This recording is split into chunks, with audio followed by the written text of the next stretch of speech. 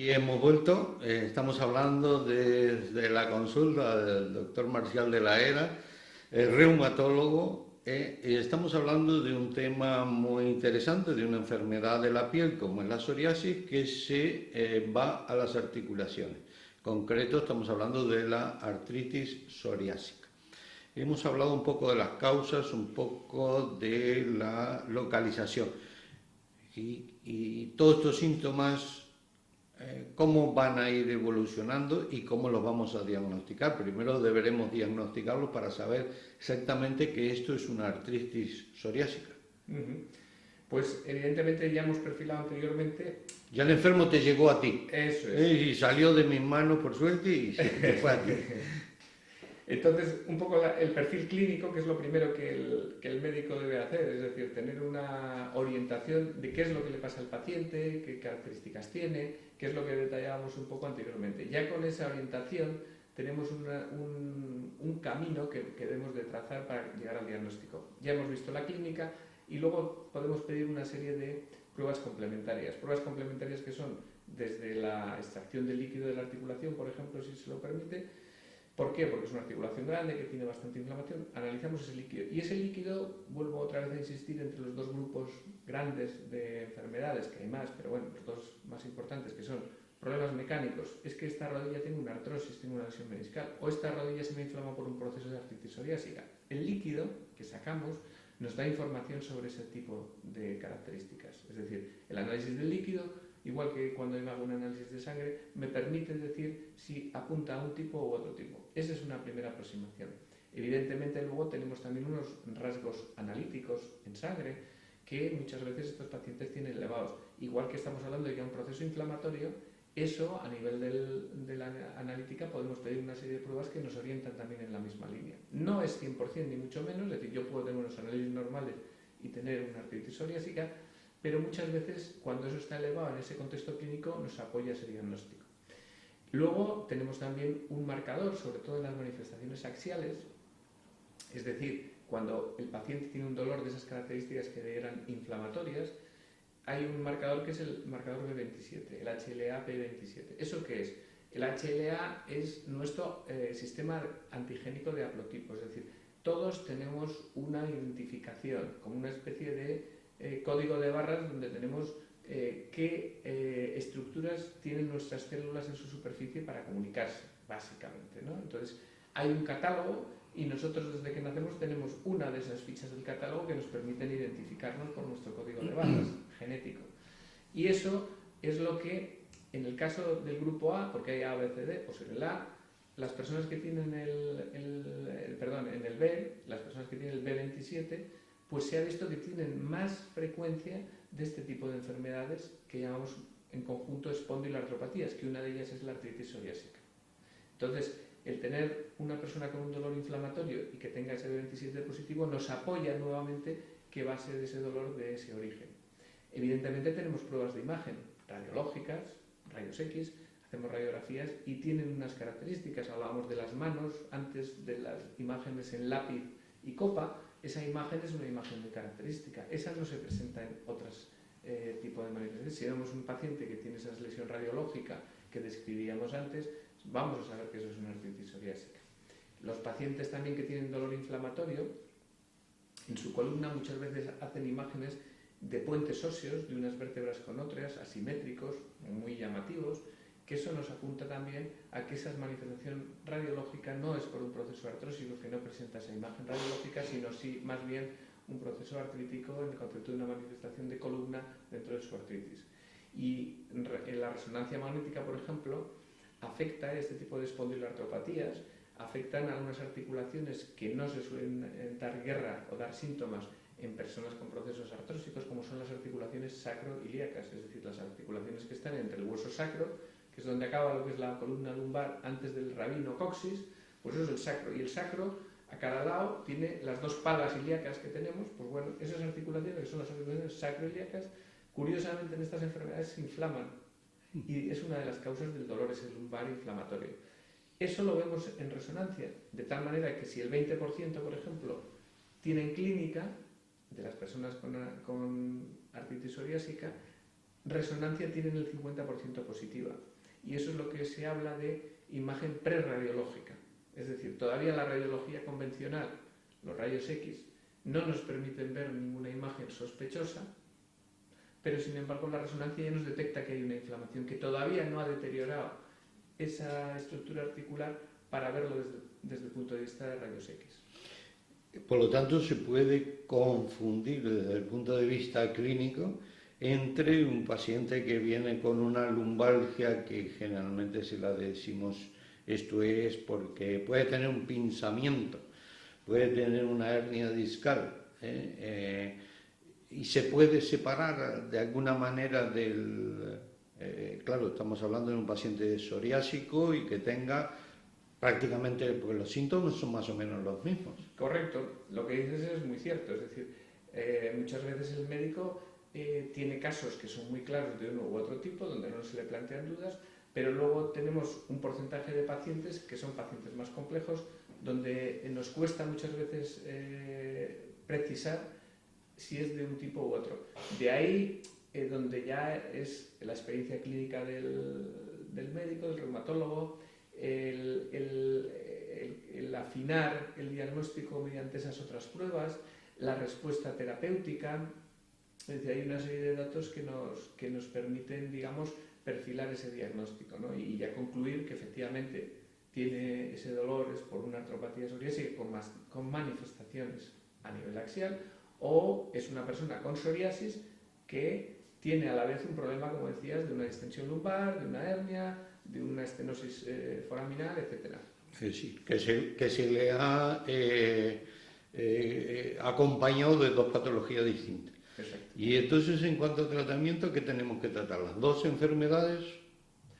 ¿Una? En la artritis psoriásica, si una persona tiene una artritis psoriásica y la tratamos, con eso normalmente vamos a mejorar todo, tanto la manifestación axial como periférica. Pero curiosamente hay una diferencia en el tratamiento, es decir, el tratamiento que hablamos, vamos a hablar del punto de vista farmacológico y luego dejamos las medidas de higiene posturales, deportivas, etc. Entonces, farmacológicamente hablando, utilizamos antiinflamatorios, estamos hablando de que la causa es una inflamación, pues tendremos que utilizar antiinflamatorios. Eso muchas veces mejora, tanto las manifestaciones periféricas, rodillas, manos, etc., como los dolores de columna, pero la respuesta terapéutica, cuando es positiva, a veces tampoco podemos precisar si es de un origen u otro. Pero bueno, ese es un armamentario que tenemos.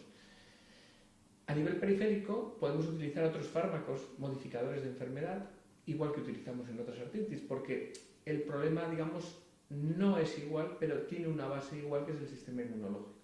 Sin embargo, los detalles de qué mediadores se utilizan en una y otra varían. Por eso no son enfermedades iguales, sino que nos permiten separarlas.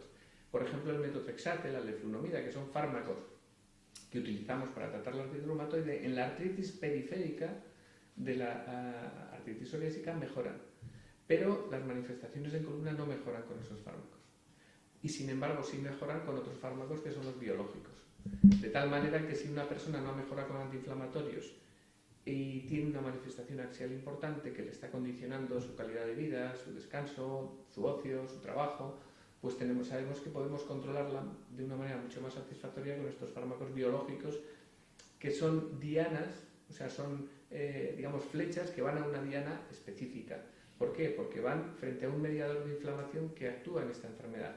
Muchos son anti-TNF, que en alguna otra ocasión hemos hablado de ellos, que son fármacos que están también implicados en la artritis reumatoide y por eso los podemos utilizar en las dos enfermedades. Pero existen otros fármacos que sí, su importancia, o sea, que van frente a mediadores donde están muy marcados en la artritis psoriásica y sin embargo en la artritis reumatoide no.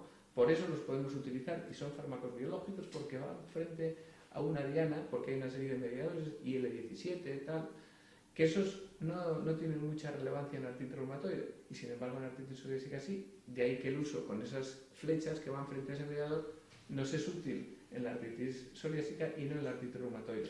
Los fármacos antirreumatoideos y los antiinflamatorios en general son medicamentos que conocemos todos, que vamos a una farmacia, pedimos el ibuprofeno o el que sea y nos dan un antiinflamatorio. ¿Y esto de los biológicos qué es? Porque parece una cosa muy rara, yo nunca los he visto en la farmacia. Claro, esto es porque son fármacos de uso hospitalario. Su prescripción y tal hay que hacerla a nivel hospitalario por personas que estén familiarizadas, especializadas con ese tipo de fármacos. Son fármacos más complejos, son fármacos que tienen unos efectos potenciales secundarios más graves que los antiinflamatorios y que está más restringido su uso, entre otras cosas también porque el coste es muy importante. Y son fármacos que van dirigidos, entran dentro de lo que es la medicina más, vamos a decir, personalizada, individualizada, es decir, van dirigidos frente a una molécula, un antiinflamatorio no esteroideo, lo que decías, el ibuprofeno, el naproxeno, el diclofenaco, el voltaren, etc. Esos son dentro de la familia de antiinflamatorios, pero actúan frente a moléculas diversas, ¿bien? Fundamentalmente son inhibidores de la ciclooxigenasa, que es una sustancia que tenemos en el organismo y que actúa a determinadas reacciones bioquímicas para producir inflamación. Pero eso es muy genérico, actúa en muchos sitios. Sin embargo, los biológicos son fármacos que están hechos con un diseño molecular, se crean una serie de células específicas frente a una sustancia, por ejemplo, el factor de necrosis tumoral, como decíamos, ¿vale? Yo creo unas células que producen un anticuerpo, es decir, una flecha que solamente dispara frente al factor de necrosis tumoral. Y eso es lo que utilizo por vía parenteral, se inyecta o bien endovenoso, y van dirigidas frente a eso. Por eso son muy específicas, por eso son complicadas de fabricar. Yo tengo que seleccionar una célula, meterle la información que quiero que fabrique, que haga un anticuerpo, que purifique esa sustancia que me ha producido la célula, que no tenga otras cosas que me vayan a dar problemas. Yo he mirado que eso es efectivo en la enfermedad que voy a tratar, y una vez que tengo eso, lo meto en jeringas o lo meto en viales, que es lo que inyecto. Entonces, eso es complejo de fabricar, por eso también es costoso.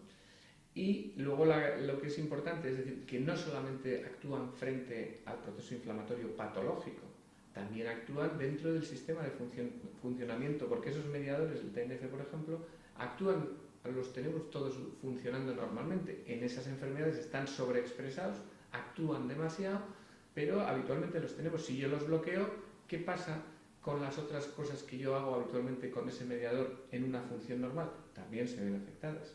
Y por eso puedo tener problemas o patologías o efectos adversos derivados de ese medicamento que hay que conocer, controlar y tratar. Por ejemplo, infecciones. Es más frecuente las infecciones en personas que utilizan biológicos que en los que no las usan. ¿Y qué infecciones? Pues, por ejemplo, la tuberculosis.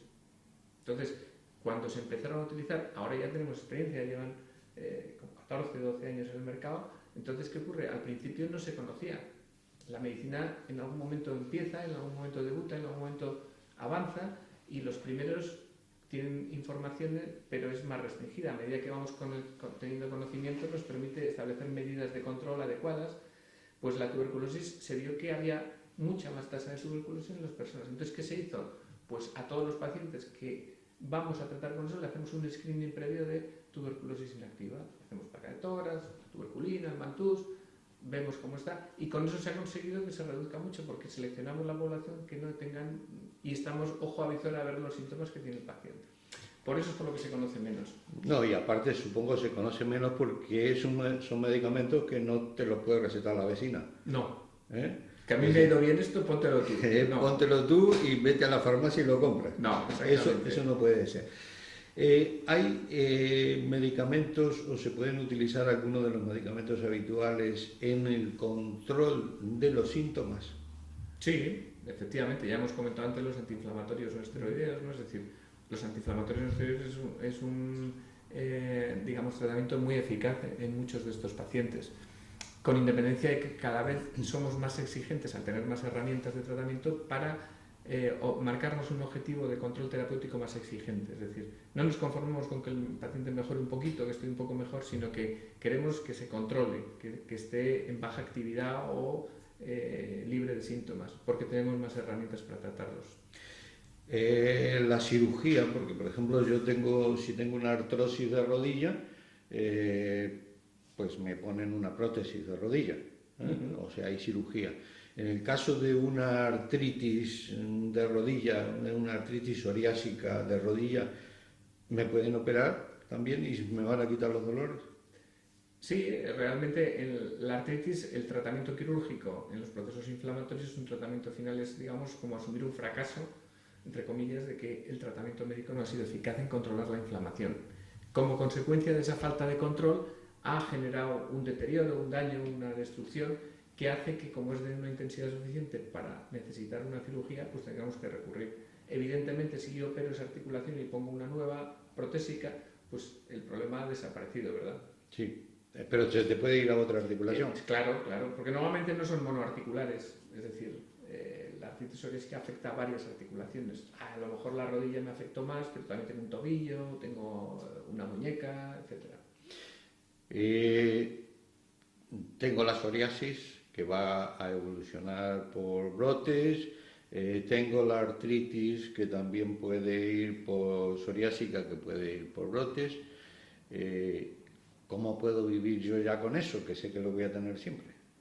Bueno, eso es una enfermedad crónica. Correcto, exactamente. Ese es un poco. Realmente, si somos conscientes, todavía casi todas las enfermedades son crónicas, quitando las enfermedades infecciosas agudas, pues todo lo demás es crónico. El que es diabético se controla su diabetes, el que es hipertenso se controla su hipertensión, el que es dislipémico se controla su colesterol, pero eso no lo quita toda la vida.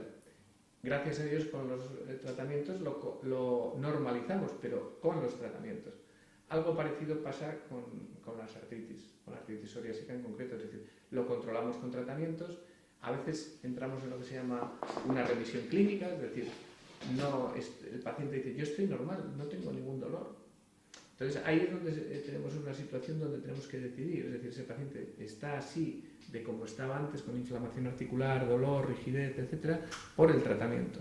Entonces ahí nos planteamos decir, bueno, si estoy bien, no tengo ningún síntoma, los análisis están bien, la exploración está normal, ¿qué hacemos? Quitamos el tratamiento. Entonces, ¿qué ocurre? Normalmente, la mayor parte de las veces que quitamos el tratamiento se produce un rebrote, pero es la mayor parte, puede ser 6 veces a 1. Cada paciente que le quitamos el tratamiento y sigue 6 síntomas, 6 vuelven a rebotar. Entonces, ¿qué es lo que solemos hacer? Después de un periodo prudencial donde esa ausencia de síntomas se ha mantenido, lo que hacemos es reducir la dosis.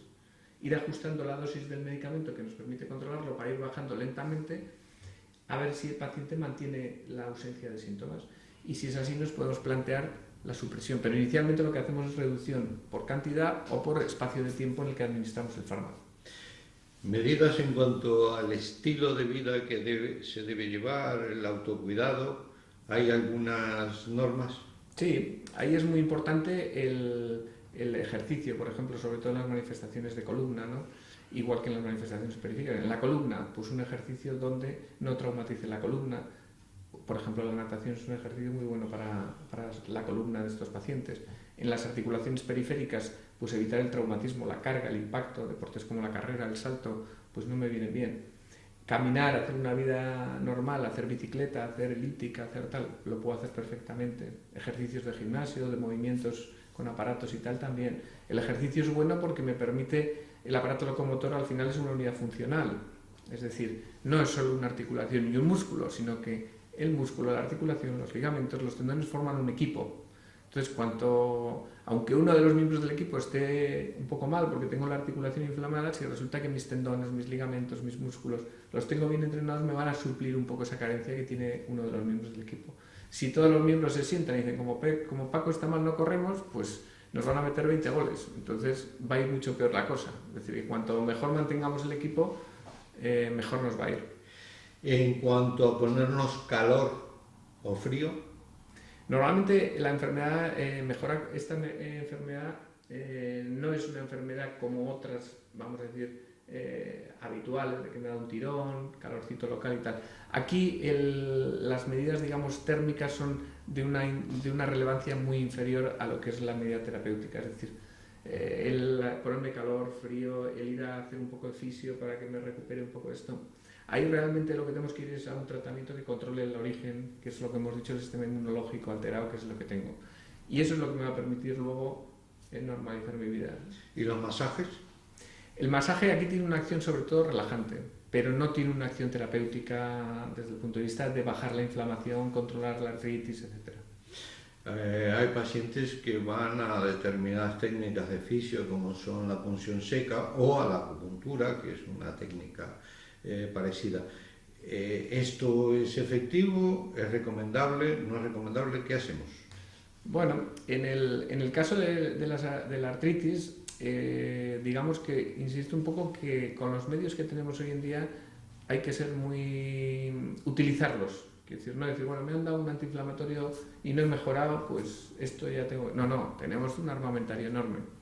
Las otras medidas, la acupuntura es una técnica analgésica, entonces la analgesia viene bien, evidentemente, pero en este tipo de patologías, insisto, hay que utilizar todas las herramientas que tenemos, porque si no sería un desperdicio, ¿no? Tener 20 herramientas para utilizar y a la primera pues abandonar el barco y decir, pero bueno, si todavía no has usado ni esto, ni esto, ni esto, ni esto, ¿cómo le dices al paciente que no puedes hacer más, ¿no? O sea que le vas a ir dando un tratamiento en escalera, vamos a decir, es decir, por etapas. ¿Cuál sería entonces la primera etapa? Es decir, llego yo aquí que tengo mi artritis psoriásica, ya me la has estudiado, sabes que tengo una artritis psoriásica. ¿Qué me hace? Porque yo tengo dolores y estoy fastidiado. Correcto. Lo primero que hacemos de tratamiento es explicar un poco las medidas físicas. Y estoy estresado, además. Eso sí, porque además normalmente se juntan las dos cosas. Las manifestaciones de la piel a veces al paciente también le estresan, porque es una cuestión que es social y cara a los demás, pues hay personas que no lo llevan muy bien por esas lesiones cutáneas, otros en cambio no. Pero respondiendo a la pregunta del tratamiento, le pondríamos un antiinflamatorio no esteroideo, iniciaríamos, una vez hecho la analítica evidentemente que ya has comentado, un tratamiento con fármacos modificadores de la enfermedad, por ejemplo el metotrexate, en escalada rápida que llamamos, de tal manera que en 3 o 4 meses vamos a llegar a las dosis techo terapéuticas, con controles periódicos analíticos que exige el medicamento, y ya estaríamos en un periodo de día 0 del empiece del tratamiento a mes 4, donde ya veríamos cómo ha respondido. En 4 meses nosotros tenemos ya una idea de cómo ha respondido ese paciente. A ese tratamiento inicial. Eso es, antiinflamatorios no esteroideos y... sí, que antiinflamatorios no esteroideos, que son los habituales. Eso es. Ibuprofeno, Voltaren, etc. Correcto. Y luego, lo que hemos dicho, los modificadores de enfermedad, que el primero que se suele utilizar es el metotrexate. Hay otros, salazopirina, leflunomida, etc. Pero bueno, digamos que el metotrexate es el estrella, ¿no? Con eso en 4 meses sabemos cómo ha respondido. ¿Qué opciones tenemos? Ha respondido, la respuesta es favorable, estamos conformes porque es una buena respuesta, ha mejorado la inflamación, la función, se encuentra mejor, su escala es muy buena, perfecto, lo mantenemos. No ha mejorado, no es suficiente esta respuesta. ¿Por qué? Porque o no le ha hecho nada o la mejoría es insuficiente. ¿Qué hacemos? Tenemos varias opciones. Uno, utilizar fármacos biológicos, es decir, añadiríamos un fármaco biológico o solamente el biológico, depende del que utilicemos, y eso lo mismo, en un periodo de 0 a 4 o 6 meses vamos a tener una respuesta. Normalmente con el primer estadio, que parece que es muy facilito, responde la mayor parte de los pacientes, es decir, si ajustamos bien la dosis del metotrexate, si no hay problemas de tolerancia, que es lo habitual siempre que no tenga comorbilidades. ¿Qué son comorbilidades? Pues que el paciente es diabético, el riñón lo tiene mal, tiene un problema hepático, es una persona que está inmunosuprimida porque le están tratando para no sé qué. Esos son pacientes que tienen otras enfermedades que modifican, limitan, cuestionan, condicionan el tratamiento. Pero si no tiene eso, normalmente las personas van bien y responden. Y si no tenemos los fármacos biológicos, que empezamos por uno de ellos, pero tenemos más. Con lo cual, ese es nuestro armamentario. Y no nos vamos a quedar solo en antiinflamatorio, ni siquiera hemos utilizado metotrexate, pero yo es que estos fármacos me dan miedo, que es uno de los problemas o de las preocupaciones que a veces nos plantean los pacientes. Pero yo creo que ahí el médico, explicándole al paciente qué es lo que se le va a dar, cuáles son sus riesgos, cuáles son los controles, qué es lo que tiene que hacer, la mayor parte de las personas hacen el tratamiento y está muy bien. Yo como médico no reumatólogo le llegaré hasta el metotrexate, pero en adelante es cosa vuestra. O sea, los reumatólogos en concreto, ni la vecina ni casi ni el médico de cabecera puede recetarles los medicamentos biológicos o modificadores biológicos. Exactamente. Eso es así porque está, digamos así, legislado y porque tiene un fundamento y es lo que hemos comentado anteriormente. Es decir, que son fármacos que por su complejidad hay que estar familiarizado con ellos, sus efectos secundarios y control, pues hace falta que lo haga un especialista que esté familiarizado con ello. Hemos hablado os he hablado del ejercicio, de cuidado un poco del estrés y demás. En la alimentación podemos agregar algo. Realmente no hay... hay cosas que se publican un poco anecdóticamente, pero no hay, digamos, mucho de alimentación. En la manifestación de piel, efectivamente, ya hemos dicho que el dermatólogo es el que sigue. Yo ahí tampoco voy a opinar para no ser un poco osado, porque lo que hablamos de los rayos UVA, del otro, son personas que mejoran mucho su manifestación de piel en muchas ocasiones. Entonces, bueno, pues eso ya el dermatólogo le controla. En cuanto a las manifestaciones articulares, los factores de nutrición, alimenticios y tal, no mejoran. Sí que es cierto que hay una serie de datos, por ejemplo el tabaquismo, por ejemplo la obesidad. Es decir, es curioso cómo el tabaquismo hace que las personas tengan más incidencia de artritis psoriásica. Y está en una escala, es decir, si yo fumo menos de una cajetilla, vamos a decir hasta 20 cigarrillos, mi riesgo de artritis psoriásica en relación a los que no fuman, ¿cuánto es? Pues 1,8. Es decir, casi duplico el riesgo de artritis psoriásica por fumar. Dice que tiene que ver el tabaco con la artritis. Sí se relaciona y sí se ha explicado mediante mecanismos inmunológicos. Pero si en vez de 20 fumo entre 20 y 40, mi riesgo es casi 4 veces. Es decir, duplico al que fuma menos que yo. Y si fumo más de 2 cajetillas, mi riesgo es 6 veces y pico. Es decir, que hay una relación lineal que uno dice, hombre, esto no es que se le ha ocurrido a un médico que está enfermo porque la gente no fuma. Dice, no, es que está claro. Es decir, el riesgo es lineal. El tabaco influye. La obesidad, el sobrepeso, lo mismo. ¿Cómo lo mismo? Sí. Es decir, si yo tengo una persona que tiene un peso entre un índice de masa corporal de 25 y 30, que eso es lo que es la obesidad, mi riesgo es 2. Si mi riesgo es entre 30 y 35 de índice de masa corporal, es 4 y pico. Pero si tengo más, tengo una obesidad mórbida, más de 35 de índice de masa corporal, mi riesgo es 6 y pico de tener artritis psoriásica. Luego, esas cosas se influyen. No son nutricionales, pero influye la nutrición del paciente. Bueno, Marcial, se nos ha acabado el tiempo. Creo que nos has aclarado todo sobre esta enfermedad que es la artritis psoriásica y a nuestros señores televidentes que saben dónde tienen que venir aquí a la consulta del doctor de la Era, reumatólogo aquí en Emilio Pino, y que él os puede solucionar un problema que muchas veces no podemos solucionar los médicos que no somos reumatólogos y no estamos en este campo. Así que, Marcial, muchas gracias por habernos recibido aquí en tu consulta. Pues muchas gracias. Y a nuestros señores televidentes, hasta el próximo programa de Salud y Sociedad en Popular Televisión.